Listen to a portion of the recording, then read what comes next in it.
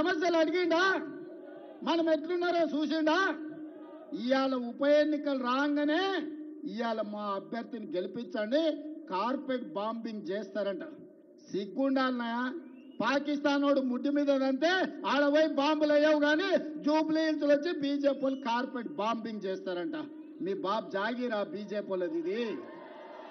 ఎవడైనా అభివృద్ధి చేయాలనుకుంటాడు, ఎవడైనా నిధులు తేవాలనుకుంటాడు, ఎవడైనా తాగనిక నీళ్లు తేవాలనుకుంటాడు, ఎవడైనా పేదలు తిరగనిక మెట్రో రైలు తేవాలనుకుంటాడు, ఎవడైనా మన మూసీలో ఉన్న మురికిని తొలగించాలనుకుంటాడు.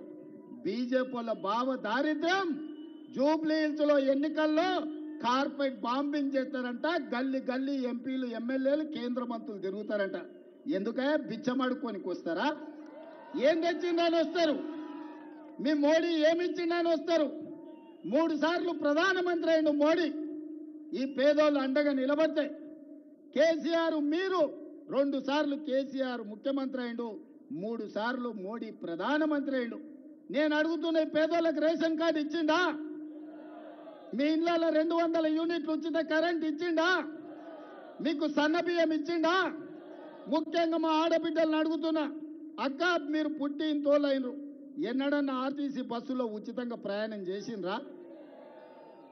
ఇవాళ మా ఆడబిడ్డలు అమ్మవారిని దర్శించుకోవాలన్నా, అమ్మగారి ఇంటికి వెళ్ళాలన్నా ఇంటి ఆయన ముందల చేతి చాపకుండా ఆయన ఆఫీస్కి పోయొచ్చే లోప అమ్మని చూసిరానికే ఆర్టీసీ బస్సులో మీరు ఎక్కడ చెయ్యి ఆపితే అక్కడ బస్సు ఆపేటట్టు నేను చేయలేదా? సోనం ఆశీర్వాదంతో మా ఆడబిడ్డలకు ఆర్టీసీ బస్సులో ఉచిత ప్రయాణం ఇయ్యలేదా? మా అక్కల్ని ఆలోచన చేయమని అడుగుతున్నా. ఇవాళ మేము మీకు ఆర్టీసీ బస్సులో ఉచితంగా బస్సు ప్రయాణం ఇస్తే ఆటో వాళ్ళని రెచ్చగొట్టి మా ఆడబిడ్డలకు ఆర్టీసీలో ఉచిత ప్రయాణం వద్దు బంధు పెట్టాలని ఇవాళ బయలుదేరి ఇవాళ ఆటోలో తిరుగుతుర్రు. బిల్లా రంగాలు వచ్చిర్రు మీ బస్తీకి, బిల్లా రంగాలు ఆటోలో తిరుగుతుర్రు, ఫోటోలు దిగుతుర్రు. ఏందే వాళ్ళ కోరిక అంటే ఆడబిడ్డలకు ఆర్టీసీ బస్సు ఉచితం బంధు పెట్టాలని. నేను మా అక్కలకు ఒకటే మాట చెప్పదలుచుకున్నా. మా అక్కలు చాలా మంది మా పాలమూరు నుంచి అక్కడి నుంచి ఇక్కడి నుంచి వచ్చిన వాళ్ళే ఉన్నారు. మన అందరికీ రొట్టెలు చేసేది తెలుసు. పట్నం వచ్చినాక చపాతీ చేస్తాం. చపాతీ చేసినప్పుడు సలాకి ఎర్రగా కాల్చి బీఆర్ఎస్ వాడు వస్తే ఈపుల వాతలు పెట్టుర్రి. ఇవాళ బీఆర్ఎస్ వాడిని కోటేస్తారంటే ఇవాళ మీ పిల్లలకు పెడుతున్న పువ్వ సన్న బియ్యం రద్దు అవుతాయి. ఇవాళ బీఆర్ఎస్ వాడు వస్తే పేదోళ్లకు 200 యూనిట్లు ఉచిత కరెంటు రద్దు అవుతుంది. ఇవాళ ఇక్కడ 25,000 మందికి ఇచ్చిన రేషన్ కార్డులు రద్దు అయిపోతాయి. ఇవాళ మా ఆడబిడ్డల ఆర్టీసీ బస్సులో ఉచిత ప్రయాణం రద్దు అయిపోతుంది. ఇవాళ మన ప్రభుత్వం ఉంది, మనం పనిచేసుకుందాం, పేదోళ్ళకి పనిచేస్తాం. పోనీ నా ప్రభుత్వం వచ్చినాక చనిపోయిన మా మిత్రుడే 20 నెలల్లో ఏనాడన్నా జూబ్లీస్కి ఏమన్నా కావాలని ఒక కాగితం అన్నది ఇచ్చినాడే?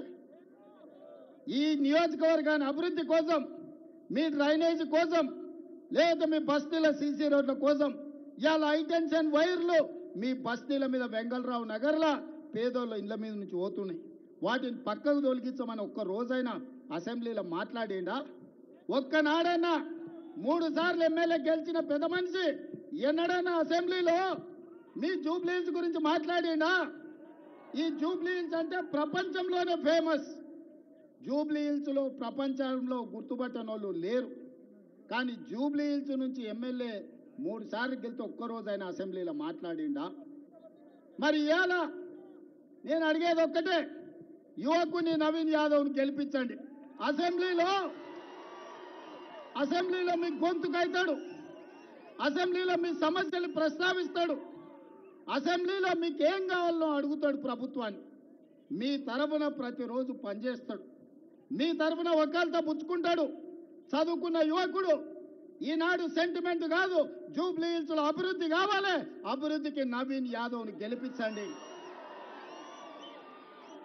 2 నెలల్లో మా మంత్రులు వచ్చి నా దృష్టికి సమస్యలు తెస్తే 100 కోట్ల రూపాయలు ఇక్కడ నేను మంజూరు చేసిన.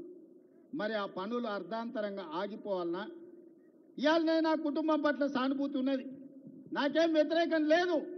కానీ ఇవాళ 3 సార్లు గెలిచినప్పుడు ఈ ప్రాంతానికి మేలు జరగనప్పుడు రేపు 4వసారి గెలిస్తే ఈ ప్రాంతానికి మేలు జరుగుతుందా మీరు ఆలోచన చెయ్యండి.